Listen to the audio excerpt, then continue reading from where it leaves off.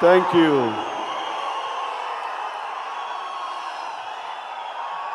చాలా చాలా సంతోషంగా ఉంది. చాలా కాలం తర్వాత తమ్ముడు కళ్యాణ్ బాబు ఫంక్షన్స్లో నేను కూడా పాలు పంచుకోవడం చాలా ఆనందంగా ఉంది. ఈనాటి ఈ సభకు విచ్చేసినటువంటి అత్యంత మహారథులు, ఇతర పెద్దలు, అందరికీ మించి మా మెగా అభిమానులకు స్వాగతం, సుస్వాగతం. అందరికీ హృదయపూర్వక నమస్కారం. ఈ మధ్య సంవత్సరాలలో నేను ఎక్కువగా రిపీటెడ్గా చూసిన సినిమా ఏదైనా ఉంది అంటే గబ్బర్ సింగ్. అది నేను ఫుల్ పిక్చరు 2 సార్లు చూసిన. సాంగ్స్ కానివ్వండి, అప్పుడప్పుడు సీన్స్ కానివ్వండి, టీవీలో ఎప్పుడు వచ్చినా సరే చాలా ఇంట్రెస్టింగ్గా చూస్తాను. గతంలో కళ్యాణ్ బాబు సినిమాలు ఇంత ఇదిగా చూశానా అంటే చూశాను, కానీ ఇలాగా టీవీలకు అతుక్కుపోయి టీవీలో వస్తుంటే అలాగా ఇక వేరే పని, వేరే వ్యాపకం పెట్టుకోకుండా చూడటం అనేది బహుశా అది గబ్బర్ సింగ్కే జరిగింది.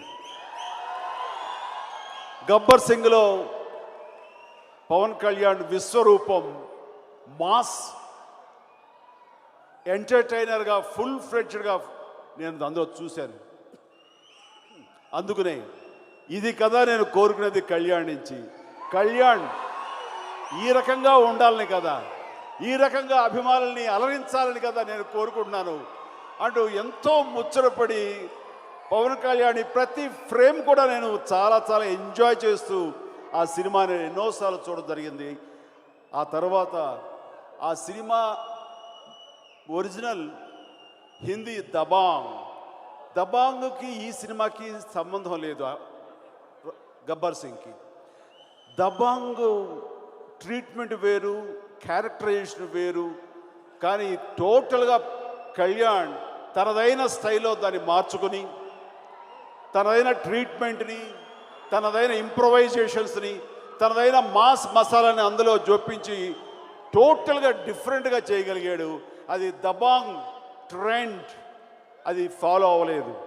ఈ సందర్భంగా నాకు అనిపిస్తుంది సరదాగా, అది ట్రెండ్ని పవన్ ఫాలో అవ్వడు, ట్రెండ్ని సెట్ చేస్తాడు. అది గబ్బర్ సింగ్తోనే ప్రూవ్ అయింది. మా అందరికీ ఇష్టమైన వ్యక్తి, మాటల మాంత్రికుడు త్రివిక్రమ్ శ్రీనివాస్ డైరెక్షన్లో వచ్చినటువంటి అత్తారింటికి దారి ఏదిలో మళ్ళీ ఇంకో రకంగా వైవిధ్యంగా ఇంకొక కోణం నుంచి మనం పవన్ని చూడగలం. ఆ రకంగా ఆ సినిమా కూడా ఒక సెపరేట్ ట్రెండ్ క్రియేట్ చేసింది. ఇదిగో ఇప్పుడు సర్దార్ గబ్బర్ సింగ్.